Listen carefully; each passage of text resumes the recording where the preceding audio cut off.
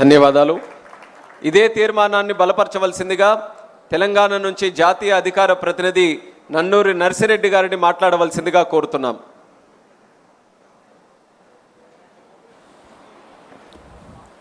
గౌరవనీయులైనటువంటి సభాధ్యక్షులు, తెలుగుదేశం పార్టీ జాతీయ అధ్యక్షులు నారా చంద్రబాబు నాయుడు గారికి, యువ నాయకులు నారా లోకేష్ గారికి, తెలుగు ప్రజల రాజకీయ పర్వదినమైనటువంటి మహానాడును వీక్షిస్తున్నటువంటి తెలుగుదేశం పార్టీ కుటుంబ సభ్యులకు, పత్రికా విలేకరులకు, మీడియా సోదరులకు నమస్కారాలు.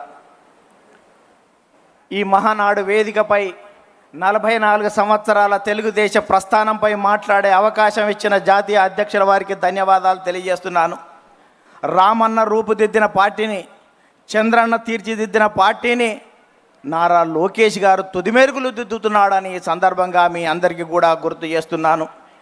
ఈ మహనీయుడు పెట్టినటువంటి తెలుగుదేశం ప్రస్థానంలో మనమందరం మమేకమయ్యాం. 44 సంవత్సరాలుగా తెలుగు జాతి కీర్తిని జాతీయ అంతర్జాతీయ వేదికలపై రెపరెపలాడించినటువంటి చరిత్ర మనది అని సందర్భంగా గుర్తు చేస్తున్నా. సోదరులారా, స్వర్గీయ నందమూరి తారక రామారావు గురించి మాట్లాడాలంటే, అతని పలకాలంటే పదాలు ప్రవాహాలై సాగిపోతాయి, రాయాలంటే అక్షరాలు అశ్వాలై పరిగెడతాయి. జననం లేని మరణం అతనిది, మరణించి జననం హృదయాల్లో జీవిస్తున్నటువంటి మహానాయకుడు ఎన్టీఆర్ గారు. అందుకనే ఒక తరానికి స్ఫూర్తిగా నిలిచాడు, ఒక తరానికి మార్గదర్శకుడు అయ్యాడు. అతడే ఒక ప్రేరణ, అతడే ఒక స్ఫూర్తి, అతడే ఒక చైతన్యం, అతడే ఒక దిక్సూచి, అతడే ఒక మార్గదర్శి. అలాంటి మహనీయుడు స్వర్గీయ నందమూరి తారక రామారావు గారని సందర్భంగా మనవి చేస్తున్నా.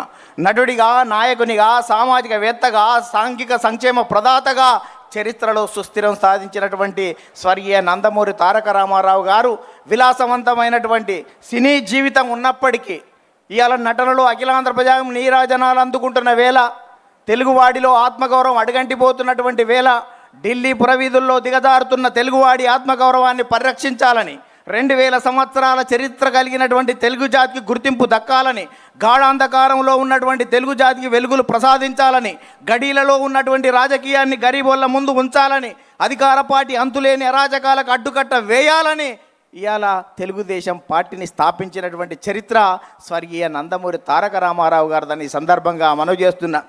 అందుకనే ప్రారంభించినప్పుడు చెట్టు మీద కూర్చున్నటువంటి పక్షి కొమ్మ బలాన్ని నమ్ముకోదు, తన రెక్కల బలాన్ని నమ్ముకుంటుంది.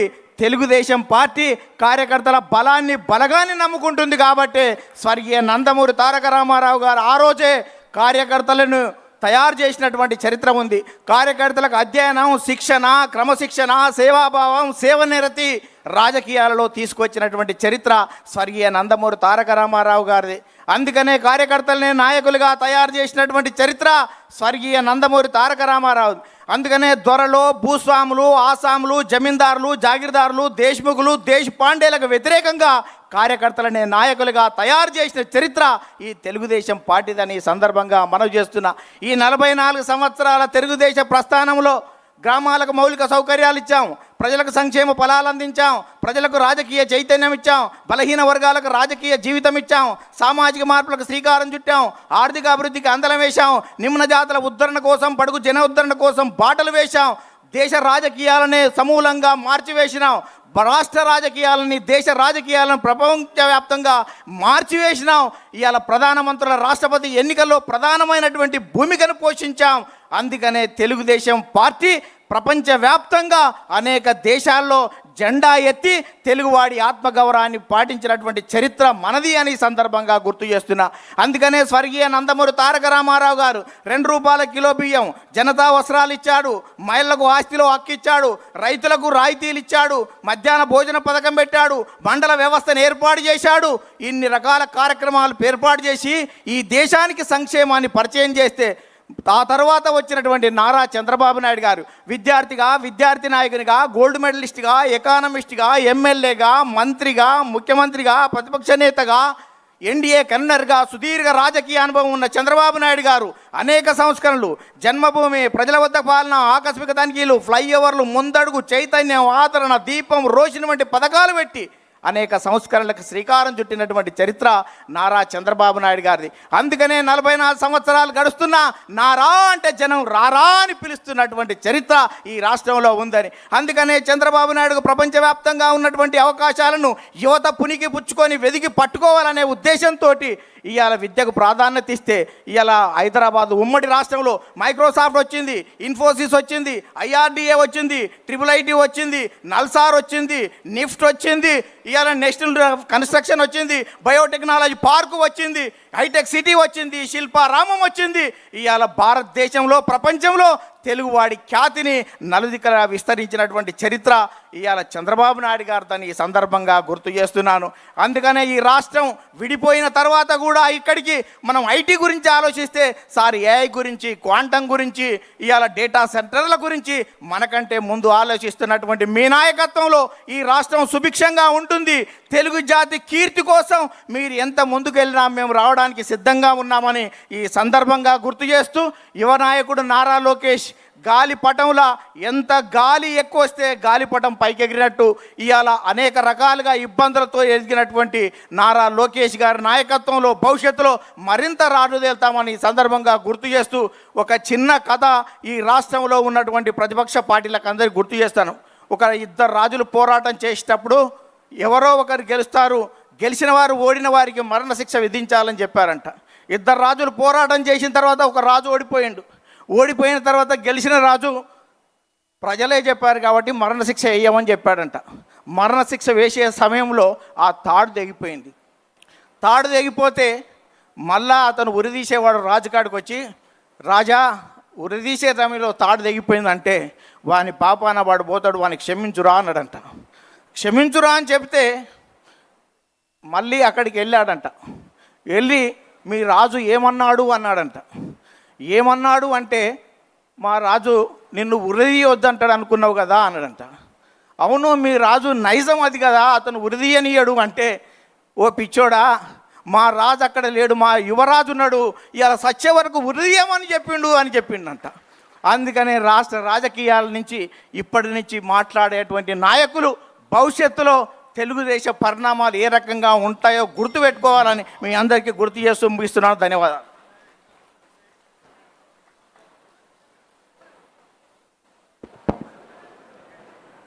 మాటల మాంత్రికుడు నన్నూరు నర్సిరెడ్డి గారు మరొక్కసారి తెలుగుదేశం పార్టీ కుటుంబ సభ్యులందరినీ కూడా చైతన్యపరిచే విధంగా అద్భుత ప్రసంగం చేసినందుకు వేదిక ద్వారా హృదయపూర్వకమైనటువంటి అభినందనలు తెలియజేసుకుంటూ ఈ యొక్క తీర్మానాన్ని బలపరచడానికి క్షేత్రస్థాయిలో తెలుగుదేశం పార్టీ కోసం అహర్నిశలు కృషి చేస్తున్నటువంటి ఒక కార్యకర్త అనే బిరుదు ఆయనకు ఉండడం వల్లే అనేక చిత్రహింసలు గత ప్రభుత్వంలో పడినప్పటికీ కూడా ఎత్తిన జెండాని ఎక్కడ కూడా వదలకుండా ముందుకు నడుస్తున్నటువంటి నిరంజన్ గారిని మాట్లాడవలసిందిగా కోరుతున్నాం. ధన్యవాదాలు. ఇదే తీర్మానాన్ని బలపరచవలసిందిగా తెలంగాణ నుంచి జాతీయ అధికార ప్రతినిధి నన్నూరి నర్సిరెడ్డి గారిని మాట్లాడవలసిందిగా కోరుతున్నాం.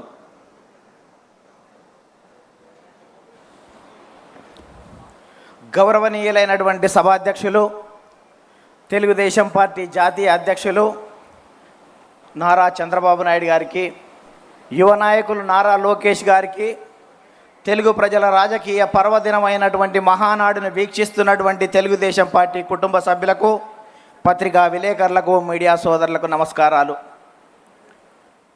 ఈ మహానాడు వేదికపై 44 సంవత్సరాల తెలుగుదేశ ప్రస్థానంపై మాట్లాడే అవకాశం ఇచ్చిన జాతీయ అధ్యక్షుల వారికి ధన్యవాదాలు తెలియజేస్తున్నాను.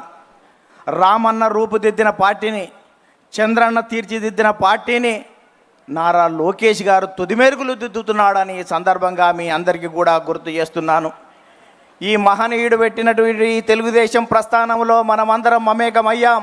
44 సంవత్సరాలుగా తెలుగు జాతి కీర్తిని జాతీయ అంతర్జాతీయ వేదికలపై రెపరెపలాడించినటువంటి చరిత్ర మనది అని సందర్భంగా గుర్తు చేస్తున్నా.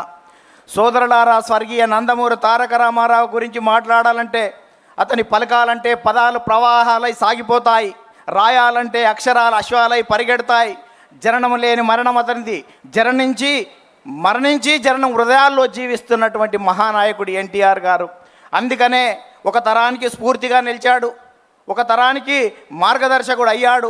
అతడే ఒక ప్రేరణ, అతడే ఒక స్ఫూర్తి, అతడే ఒక చైతన్యం, అతడే ఒక దిక్సూచి, అతడే ఒక మార్గదర్శి. అలాంటి మహనీయుడు స్వర్గీయ నందమూరి తారక రామారావు గారని సందర్భంగా మనవి చేస్తున్నా. నటుడిగా, నాయకునిగా, సామాజికవేత్తగా, సాంఘిక సంక్షేమ ప్రదాతగా చరిత్రలో సుస్థిరం సాధించినటువంటి స్వర్గీయ నందమూరి తారక రామారావు గారు విలాసవంతమైనటువంటి సినీ జీవితం ఉన్నప్పటికీ ఇవాళ నటనలో అఖిలాంధ్ర ప్రజాగం నీరాజనాలు అందుకుంటున్న వేళ, తెలుగువాడిలో ఆత్మగౌరవం అడుగంటిపోతున్నటువంటి వేళ, ఢిల్లీ పురవీధుల్లో దిగజారుతున్న తెలుగువాడి ఆత్మగౌరవాన్ని పరిరక్షించాలని, 2000 సంవత్సరాల చరిత్ర కలిగినటువంటి తెలుగు జాతికి గుర్తింపు దక్కాలని, గాఢాంధకారంలో ఉన్నటువంటి తెలుగు జాతికి వెలుగులు ప్రసాదించాలని, గడీలలో ఉన్నటువంటి రాజకీయాన్ని గరీబోళ్ళ ముందు ఉంచాలని, అధికార పార్టీ అంతులేని అరాచకాలకు అడ్డుకట్ట వేయాలని ఇవాళ తెలుగుదేశం పార్టీని స్థాపించినటువంటి చరిత్ర స్వర్గీయ నందమూరి తారక రామారావు గారిదని ఈ సందర్భంగా మనవి చేస్తున్నా.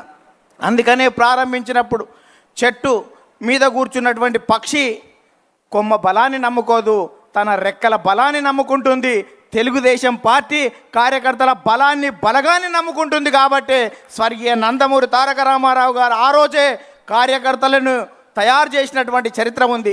కార్యకర్తలకు అధ్యయనం, శిక్షణ, క్రమశిక్షణ, సేవాభావం, సేవనిరతి రాజకీయాలలో తీసుకొచ్చినటువంటి చరిత్ర స్వర్గీయ నందమూరి తారక రామారావు గారిది. అందుకనే కార్యకర్తలనే నాయకులుగా తయారు చేసినటువంటి చరిత్ర స్వర్గీయ నందమూరి తారక రామారావు.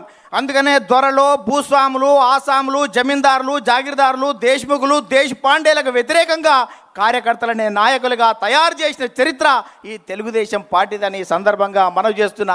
ఈ 44 సంవత్సరాల తెలుగుదేశ ప్రస్థానంలో గ్రామాలకు మౌలిక సౌకర్యాలు ఇచ్చాం, ప్రజలకు సంక్షేమ ఫలాలు అందించాం, ప్రజలకు రాజకీయ చైతన్యం ఇచ్చాం, బలహీన వర్గాలకు రాజకీయ జీవితం ఇచ్చాం, సామాజిక మార్పులకు శ్రీకారం చుట్టాం, ఆర్థిక అభివృద్ధికి అందలం వేశాం, నిమ్న జాతుల ఉద్ధరణ కోసం, బడుగు జన ఉద్ధరణ కోసం బాటలు వేశాం, దేశ రాజకీయాలనే సమూలంగా మార్చివేసినాం, రాష్ట్ర రాజకీయాలని, దేశ రాజకీయాలను ప్రపంచవ్యాప్తంగా మార్చివేసినాం.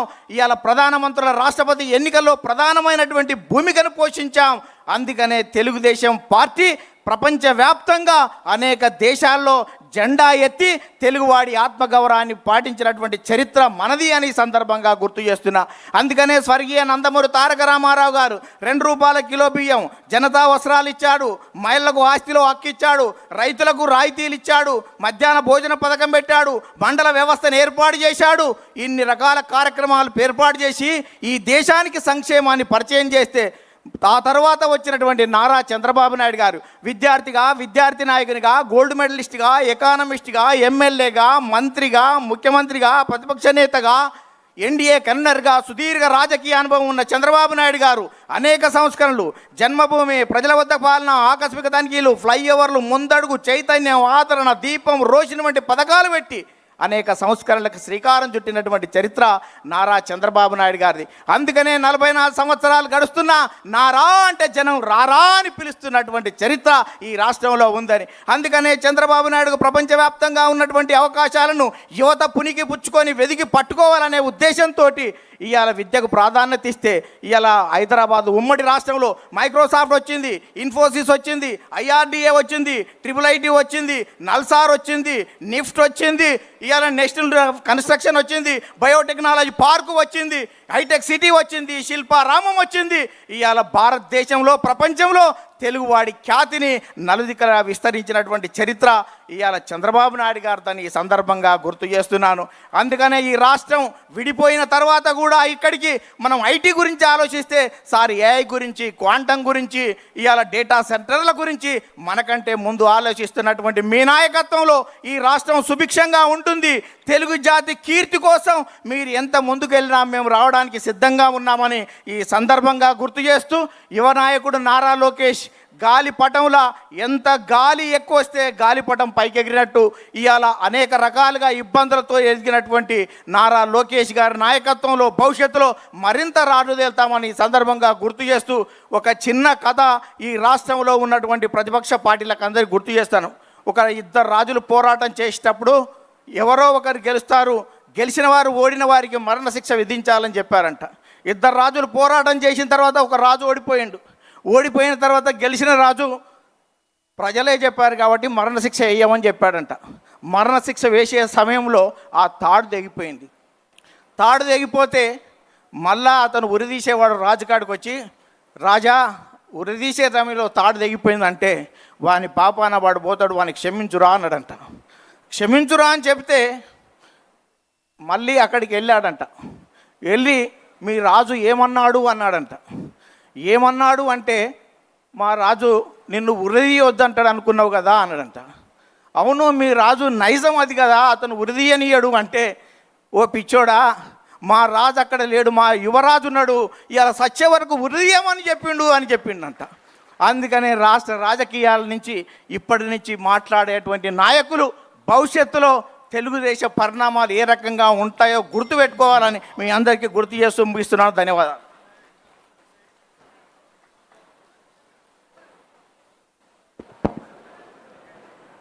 మాటల మాంత్రికుడు నన్నూరు నర్సిరెడ్డి గారు మరొక్కసారి తెలుగుదేశం పార్టీ కుటుంబ సభ్యులందరినీ కూడా చైతన్యపరిచే విధంగా అద్భుత ప్రసంగం చేసినందుకు వేదిక ద్వారా హృదయపూర్వకమైనటువంటి అభినందనలు తెలియజేసుకుంటూ, ఈ యొక్క తీర్మానాన్ని బలపరచడానికి క్షేత్రస్థాయిలో తెలుగుదేశం పార్టీ కోసం అహర్నిశలు కృషి చేస్తున్నటువంటి ఒక కార్యకర్త అనే బిరుదు ఆయనకు ఉండడం వల్లే అనేక చిత్రహింసలు గత ప్రభుత్వంలో పడినప్పటికీ కూడా ఎత్తిన జెండాని ఎక్కడ కూడా వదలకుండా ముందుకు నడుస్తున్నటువంటి నిరంజన్ గారిని మాట్లాడవలసిందిగా కోరుతున్నాం.